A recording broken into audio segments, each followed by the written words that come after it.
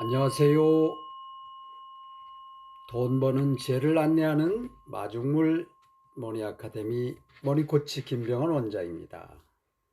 오늘은 사이또이또리님의 철들지 않은 인생이 즐겁다. 사장 작은 차이를 얼마나 만들어낼까 낭독하도록 하겠습니다. 저는 매주 월요일마다 돈 버는 지혜를 안내하는 다양한 책들을 소개하고 있습니다. 주로 사이토이토리님의 사상과 철학, 그리고 돈 버는 지혜, 부자가 되는 지혜를 안내하는 책들을 주로 낭독하고 있습니다. 오늘 발췌독으로 몇 장을 낭독해 드리도록 하겠습니다. 인생이라는 연극에 몰입하기. 제가 제자들님께 가르치는 것은 마음가짐입니다. 인생은 참 즐거워. 이처럼 조금만 다르게 생각하면 인생이 재미있어진다고 강조해 왔습니다. 여기서 제가 말하는 마음가짐이란 한마디로 연기를 하라는 뜻입니다. 인생은 연극과 별반 다르지 않습니다. 예컨대 제가 편의점에서 일한다고 합시다. 종업원, 즉 판매원 역할로 말이죠. 먼저 그 역할의 성격을 머릿속에 그려보고 이렇게 생각합니다. 나는 최고의 판매원이다. 그렇게 생각하면 미소는 물론 인사하는 태도가 남달라집니다. 눈부신 미소, 모범적인 인사가 절로 나오게 되지요. 내가 맡은 배역에서 어떻게 뛰어난 연기를 할까? 이런 고민이 인생을 재미있고 즐겁게 살아가게 합니다. 연극을 보는 것도 좋지만 자기가 직접 배역을 맡아 인물을 만들어 나가는 쪽이 몇 배는 더 즐거우니까요. 이에 그치지 않고 뛰어난 연기까지 펼친다면 그 사람의 인생은 성공이나 다름없습니다. 내 인생의 주인공은 바로 나 자신입니다. 한 사람 한 사람 모두가 주연입니다. 맡은 배역이 마음에 들지 않는다고 주인공이 투덜투덜 불평만 하면 연극은 엉망진창이 됩니다. 우리 집도 부자였으면 얼마나 좋을까? 키 크고 잘생긴 남자로 태어났다면 좋았을 텐데 불평해봤자 자신만 괴로울 뿐입니다. 인생에서는 무엇보다도 어떻게 좋은 연기를 펼칠까라는 고민이 중요합니다. 제 가르침은 하늘에 신이 있다라는 전제하에서 시작됩니다. 신은 인생이라는 연극의 감독이지요.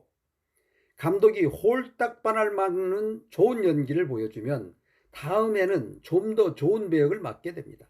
그 역할도 훌륭하게 해내면 점점 더 좋은 배역이 주어지겠죠. 그러는 동안 차츰 신나는 일이 벌어질 겁니다. 잘 들어보세요. 사람은 행복해지기 위해서 태어났습니다. 이것은 의무입니다. 인간은 불행해져서는 안 되는 존재입니다. 그러니 주어진 환경에서 행복해지자 이 말입니다. 그렇게 되면 장사에도 불이 붙습니다. 왜냐하면 장사도 주어진 환경에서 일으켜야 하니까요. 그러려면 과연 어떻게 해야 할까요? 내 뜻대로 되지 않는 이 세상에서 재미난 인생을 사는 것과 시원찮은 장사를 성공시키는 것은 일맥상통합니다. 똑같은 수수께끼라는 말이지요. 그런데 사람들은 불평만 늘어놓습니다. 가게가 구석에 있어서 손님이 안 오는 거야. 유동인구가 적어서 틀려먹었어. 이런 말만 입에 달고 사니 가게를 번창시킬 방법이 떠오르지 않습니다. 만약 제가 강가에 위치한 가게를 얻게 되더라도 저는 그 가게를 일으킬 겁니다. 강 근처에서 장사를 하면 망한다는 속설이 있습니다.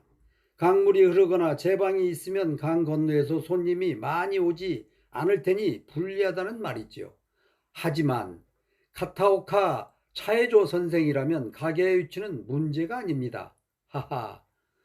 그는 비록 다리가 짧고 얼굴도 크지만 잘생긴 남자는 저리 가라 할 만큼 인기를 끌었잖아요. 그러니 장소 따위는 상관없습니다.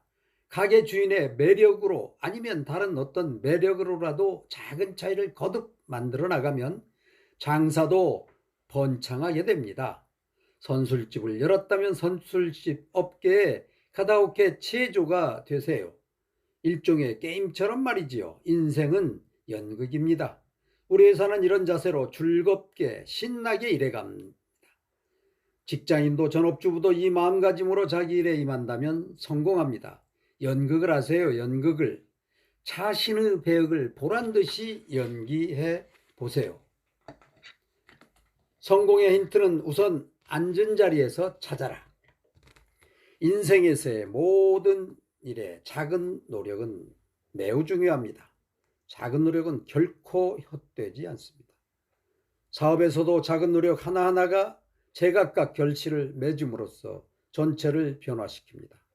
계속해서 성장하는 회사는 사소한 부분에도 끊임없이 집착하는 곳입니다. 일본에는 세계적으로 인정받는 기업이 여럿 있습니다. 그 기업들 역시 세심한 부분에 집착한 결과 오늘날의 성공을 이뤘습니다. 0.01mm, 0.001mm 수준의 미세한 오차도 허용하지 않는 등 작은 차이를 내는데 주력했습니다. 예컨대 예전에는 각 층 바닥에 정확히 맞춰서는 엘리베이터가 일본제 정도였습니다. 외국인들은 조금 어긋나는 거야 어때 하며 중요시 않았으나 일본인은 달랐습니다. 일본제 엘리베이터는 층 높이가 각각 달라도 정확히 딱딱 맞춰 섰습니다.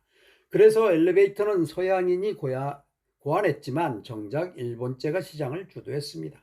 작은 차이를 추구했기 때문이지요. 잘 돌아가는 회사는 언제나 세심한 노력, 미세한 차이를 추구한답니다. 장사가 잘 되는 가게도 사소한 부분에서 차이를 만드는 데 노력을 기울입니다.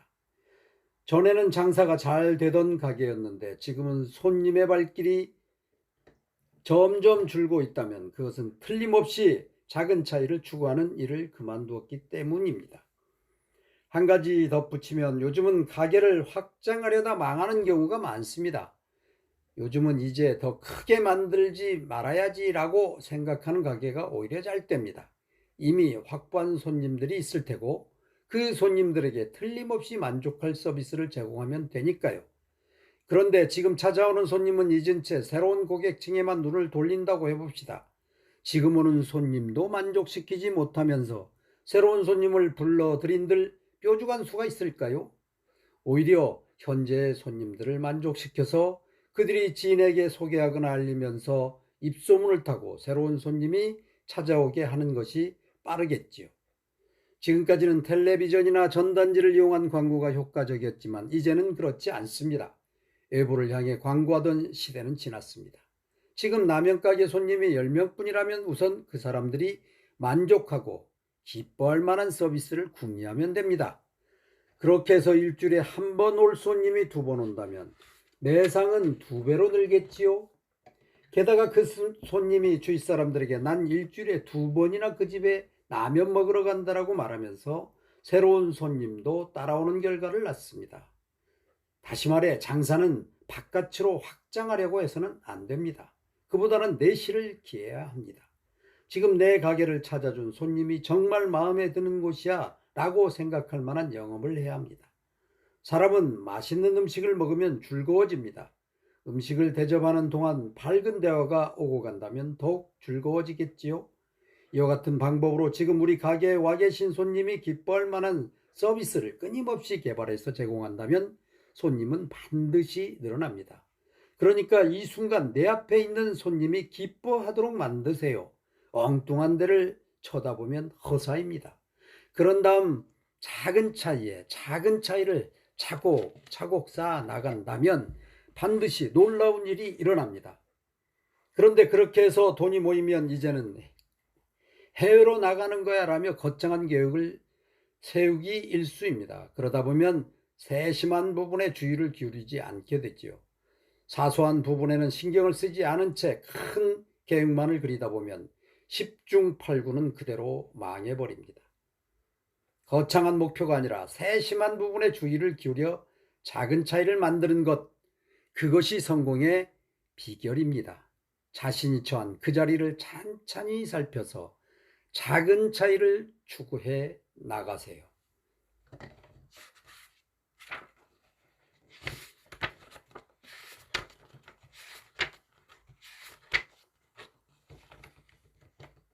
자주 하고 거듭하면 실력이 된다. 계속하면 힘이 된다. 옛날부터 흔히들 하는 말입니다만 저는 이렇게 말합니다. 중속하면 힘이 된다. 이게 바로 히토리식 방식입니다. 저는 옛날부터 중속이라는 말에 착안해서 계속 사용해 왔습니다. 그랬더니 하루는 어떤 사람이 중속이란 말은 없는데요 라고 의아해하더군요. 하지만 제 경험 그리고 세상사를 보더라도 역시 중속이 옳았습니다. 뭐든지 거듭해 나가야 합니다. 중속이 무슨 뜻인지 하면 이렇습니다. 전 어떤 일이든 일단 시작하고 봅니다. 가령 나선형도로를 주행한다고 생각하면 이해가 쉽겠네요. 저는 일단 진입해 들어갑니다. 둥글게 굽은 길을 따라 한 바퀴 돌면 이전보다 위에 올라와 있습니다. 요컨대 처음에 실수를 딛고 한 단계 올라서더라는 말입니다. 그리고 또다시 한 바퀴를 쑥 돌아 또 한 바퀴 걷어가면서 위로 올라갑니다. 이렇게 하다 보면 남과의 경쟁은 무의미해집니다. 그러니 일단 해보는 겁니다. 해보면 이 부분이 부족했구나. 다음에는 이렇게 해보자 라는 생각이 들듯이 일단 부딪혀봐야 얻게 되는 깨달음이 있습니다. 그렇게 해서 부족한 점을 개선하고 다시 돌아와 개선하고 또다시 돌아와 개선한다는 뜻입니다. 이것이 바로 신의 섭리입니다. 한 바퀴, 두 바퀴 돌아 차근차근 경험을 거듭해 나가면서 위로 올라가야 합니다. 비행기가 위로 갈 때처럼 일직선으로 곱게 올라가는 것이 아닙니다. 세상을 둘러보세요. 사실 전기 자동차는 옛날에도 있었습니다. 그 전기 자동차가 다시 돌아왔습니다. 그러나 옛날의 전기 자동차와는 다릅니다. 전지가 다르고 주행거리 면에서도 뚜렷한 차이가 보입니다. 전보다 성능이 향상되었습니다. 어느 시대든 처음으로 돌아갑니다. 하지만 돌아간다고 해서 옛날과 똑같지는 않습니다. 어느 시대나 빙글빙글 돌고 돌아 다시 찾아오고 그때의 모습은 어김없이 이전보다 더욱 발전해 있습니다. 빙글빙글 돌기를 거듭해 나가면서 원래보다 조금 더 발전하고 다시 조금 더 발전하는 말입니다. 다만 앞서 말했듯이 다가올 시대에는 거창한 것을 바라서는 안 됩니다. 인생 만사 작은 차이가 좌우합니다. 작은 차이를 끊임없이 쌓아나가야 합니다. 이렇게 거듭된 작은 차이가 뜻밖에도 커다란 결실을 가져다 줍니다. 장사도 결국 작은 차이를 중숙하는 데 달려 있습니다. 히토리 씨를 만나면 굉장한 비결을 알려줄 테고 그대로 하면 벼락부자가 되겠지라고 생각하는 사람이 있습니다. 하지만 저는 그런 기대를 만족시켜 드리지 못합니다. 가게가 지저분하면 청소를 하세요. 언제나 웃는 얼굴로 손님을 대하세요. 메뉴의 음식을 좀 더 맛있게 만들어 보세요. 이런 작은 차이를 기관총처럼 쉴 새 없이 쏟아냅니다. 대포나 원자폭탄처럼 뻥 하고 터뜨리는 것이 아니라 작은 총알을 두두두두두두 연속해서 발사해야 합니다. 작은 차이를 얼마나 만들어낼까 여기에 달려 있습니다. 이런 작은 차이가 재미있어지기 시작할 때 비로소 여러 변화가 일어납니다. 히토리 씨의 이 표현 참 재미있네요. 총알이 두두두두두두 연속해서 작은 차이가 큰 성공을 만들어낼 수 있다고 하는 히토리 씨님의 말씀에 참 공감이 많이 갑니다. 다음은 기회가 오면 욕심을 내라 낭독하도록 하겠습니다. 뗄나무를 주워 생계를 유지하는 가난한 두 나무꾼이 있었습니다. 어느 날 두 사람이 산에 땔감을 구하러 갔다가 커다란 솜보따리 2개를 발견했습니다. 두 보따리의 솜을 판다면 양쪽 집 가족이 한 달 동안 근심 걱정 없이 먹고 살 수 있었기 때문에 가난한 나무꾼들에게는 너무나 큰 행운이었습니다. 두 사람은 각자 한 보따리씩 솜을 메고 산을 내려오는 도중 커다란 한 뭉치의 천을 발견했습니다. 그것은 300천이었는데 10여 필이나 되었습니다. 한 나무꾼이 기뻐하면서 동반자에게 어깨에 짊어졌던 솜을 내려놓고 값이 더 나가는 배를 메고 가자고 했습니다. 하지만 동반자는 이미 솜을 메고 이렇게 많이 내려왔는데 여기까지 와서 솜을 버린다면 헛수고를 하는 생각이 들어 그냥 솜을 지고 가겠다고 고집을 부렸습니다. 삼배천을 먼저 발견한 나무꾼은 동반자를 여러 번 설득했으나 결국 혼자서 배를 짊어지고 내려가게 되었습니다. 배를 짊어진 나무꾼이 한참 동안 길을 내려오다 숲을 속에서 반짝반짝 빛나는 것을 발견했습니다. 다가가 보니 뜻밖에도 몇 단지나 되는 황금이 널려 있었습니다. 대운이 탔다고 생각한 그는 동반자에게 지금까지 지고 온 것들을 버리고 황금을 이고 가자고 했습니다. 하지만 동반자는 여전히 여태껏 지고 내려온 수고가 아까워 솜을 그냥 가져가겠다고 미련을 떨었습니다. 그러면서 그 황금은 가짜일지도 모르니 공연히 쓸데없는 욕심을 냈다가 나중에 일장춘몽이 될 수 있다는 말까지 했습니다. 황금을 발견한 나무꾼은 하는 수 없이 혼자서 황금 2단지를 지고 솜을 가진 나무꾼과 함께 집으로 향했습니다. 그런데 산 아래까지 내려왔을 때 공교롭게도 갑자기 소나기가 쏟아지는 것이 아닙니까? 두 사람은 아무도 없는 벌판에서 흠뻑 비를 맞을 수밖에 없었습니다. 하지만 불행히도 솜이 물에 흠뻑 젖어 너무 무거워서 도저히 지고 갈 수가 없게 되었습니다. 기회는 계속 오는 것이 아닙니다. 천재 이루의 기회도 잘 붙잡지 못하면 평생 뜻을 이루지 못하고 살아갈 수 있습니다. 우리 모두 시대 변화에 적응해 기회를 포착하고 잘 활용합시다. 네, 참 좋은 말인 것 같습니다. 한 장 더 읽도록 하겠습니다. 사람들이 원하는 것을 찾아라.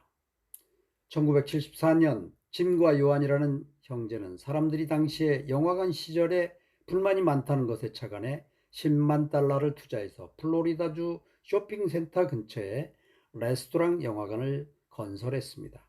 이 영화관은 관객들이 레스토랑 손님과 마찬가지로 편안하게 앉아서 샌드위치나 피자를 먹고 맥주도 마시면서 여유를 가지고 영화를 즐기도록 만들어졌습니다.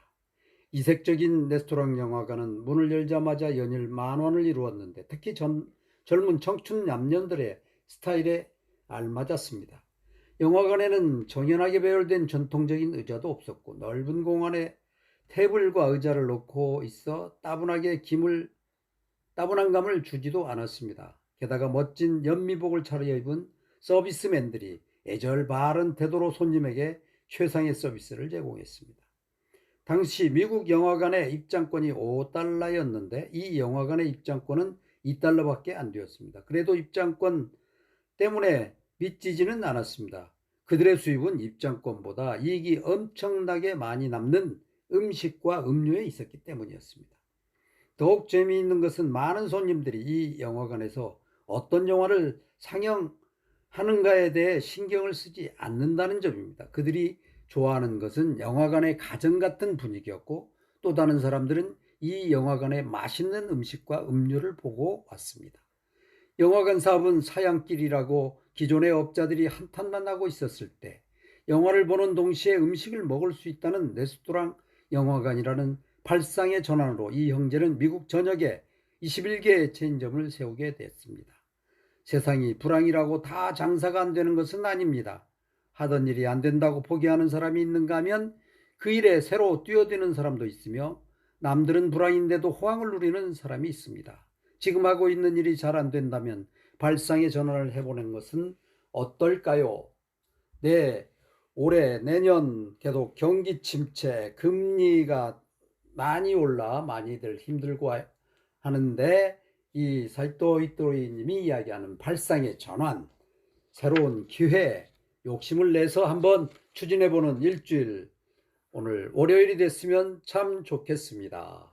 저는 매주 월요일 돈 버는 지혜를 함께하는 책을 낭독하는 마중물 머니 아카데미 김병헌 원장이었습니다. 대단히 감사합니다. 다음 주에 또 뵙겠습니다. 감사합니다.